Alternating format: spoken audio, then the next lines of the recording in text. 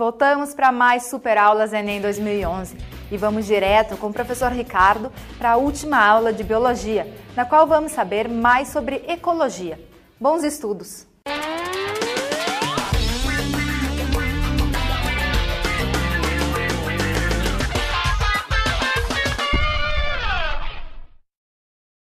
Olá pessoal, vamos então iniciar a nossa revisão de ecologia. Vamos no nosso encontro de hoje abordarmos algumas questões atuais relativas a impactos ambientais e problemas ambientais associados à poluição humana, bem como também técnicas que incentivam melhor qualidade na produção agrícola. Então, vamos começar trabalhando. Primeiramente, questão número 1. O gráfico a seguir relaciona o aumento da temperatura média global ao aumento da taxa de gás carbônico em nossa atmosfera a partir de meados do século XVIII. Observando o nosso gráfico, nós observamos ali que a partir de 1700, em direção a 1800, rumando para o século XX, as taxas de gás carbônico na atmosfera começam a aumentar enormemente. Ora, historicamente, o que nós temos aí nessa passagem, né? É uma grande mudança no nosso sistema econômico, né? Começa a se instaurar o capitalismo e com ele começa também a revolução industrial. Começa um processo que, para sustentar a indústria, vai consumir enormes quantidades de combustíveis fósseis, especialmente o carvão, o que vai liberar quantidades extraordinárias de gás carbônico para a atmosfera. Na sequência, já no século XX, no início do século XX, o desenvolvimento do petróleo, da indústria baseada em petróleo e carros,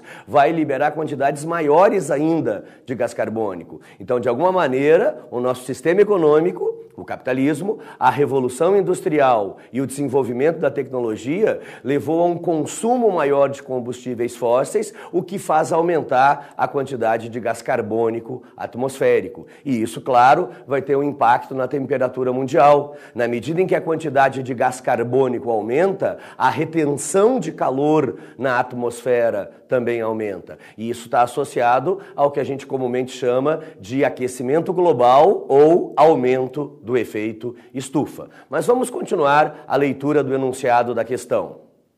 Tendo em vista os sérios problemas ambientais associados às mudanças climáticas decorrente das variações de temperatura, foram feitas as seguintes propostas para procurar estabilizar os níveis de gás carbônico e evitar o aumento exagerado da temperatura planetária. Bem, agora vai vir uma série de afirmações e nós vamos ter que refletir essas propostas em relação à suavização do problema do aquecimento global associado a esses gases. Então vamos à proposta número 1. Estímulo de dietas voltadas para o vegetarianismo, a fim de reduzir os níveis de desmatamento associados à crescente produção de carne no mundo.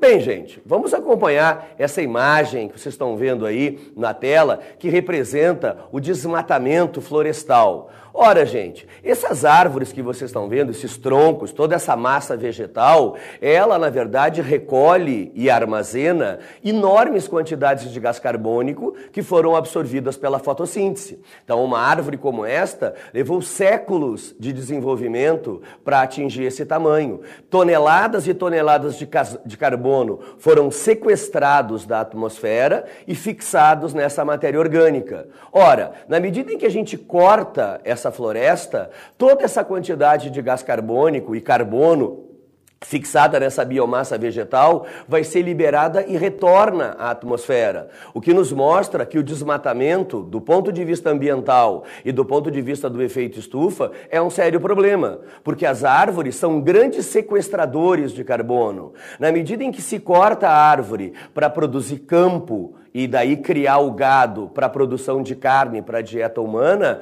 nós temos um desequilíbrio muito grande na balança de gás carbônico, porque enormes áreas de florestas que sequestravam carbono se transformam em pobres pastagens. Quer dizer, então, a gente olha, por exemplo, em regiões do Mato Grosso e da Amazônia, onde a fronteira, a expansão de criação de gado tem aumentado, paralelamente a floresta tem sido destruída, o que tem, sob certo aspecto, é uma imbecilidade cometida hoje na atualidade, né? Quer dizer, destrói floresta para produzir gado, para as pessoas comerem carne. Quer dizer, isso é um fator que está acelerando demais a destruição da natureza. Cada vez mais gente no mundo. Quanto mais gente no mundo, mais comida tem que ser produzida. Portanto, cada vez mais carne. Só que quanto mais carne se produz, mais as florestas naturais são devastadas. Então, propostas nesse sentido de estimular o vegetarianismo, sem dúvida nenhuma,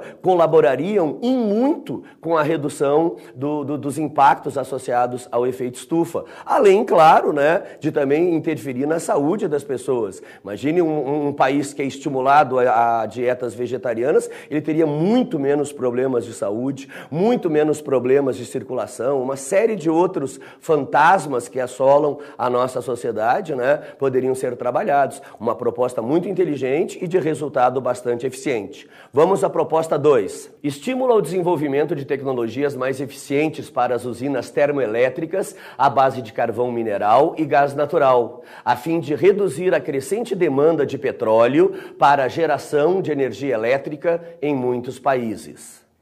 Bom, gente, essa proposta, na verdade, ela só leva a uma certa confusão, porque veja, o que é energia termoelétrica? É a energia elétrica gerada a partir do calor. E eles citam na proposta o calor produzido por gás natural, que é o metano, né? Ou então por carvão natural, né? Ou carvão mineral, que é, na verdade, um carvão de origem fóssil. Então, a queima de carvão mineral e a queima de gás natural, metano, são fontes que liberam gás carbônico. O gás carbônico é um dos mais poderosos gases do efeito estufa. Enfim, estimular tecnologias que queimem gás natural e que queimem carvão mineral para reduzir a utilização de petróleo, acaba não dando em nada, porque na verdade são dois combustíveis fósseis, assim como o petróleo também é um combustível fóssil, e nos dois casos nós vamos ter liberação de gás carbônico, que é um gás do efeito estufa. Portanto, essa proposta ela não tem o menor sentido.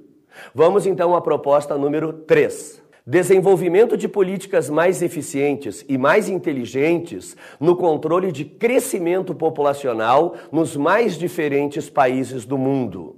Ora, gente, aqui nós temos uma proposta que, sem dúvida, pode ter resultado positivo. Ora, a população humana, ela está passando por um problema de crescimento muito grande, um crescimento exponencial, é o que se chama de explosão demográfica. E esse crescimento exagerado, sem dúvida nenhuma, está associado a uma série de problemas ambientais.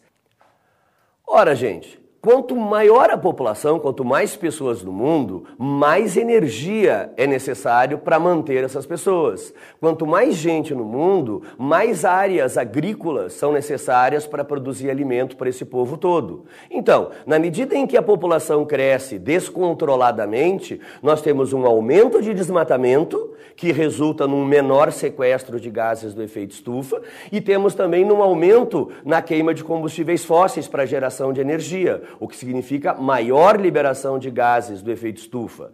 Assim, gente, políticas ligadas à redução do crescimento demográfico, sem dúvida nenhuma, têm um efeito positivo.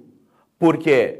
Quanto menos pessoas, menos gases do efeito estufa, o que sem dúvida nenhuma alivia o processo. Compreendido? Vamos então à proposta número 4. Substituição gradual das usinas hidroelétricas por usinas nucleares à base de urânio enriquecido.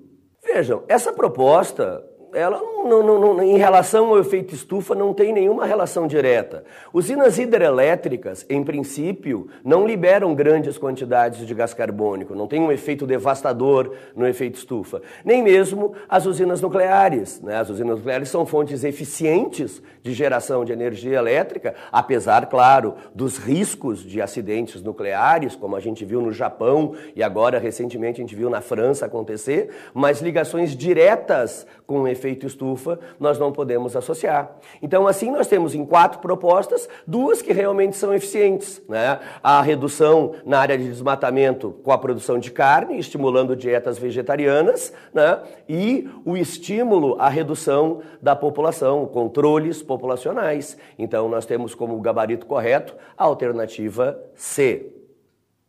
Vamos ver agora a questão número 2, que vai abordar uma questão ligada à área agronômica, com a eficiência na produção agrícola, redução do consumo de adubos industriais, através de técnicas de rotatividade de cultura, onde as plantas leguminosas serão utilizadas. Vamos à leitura do enunciado.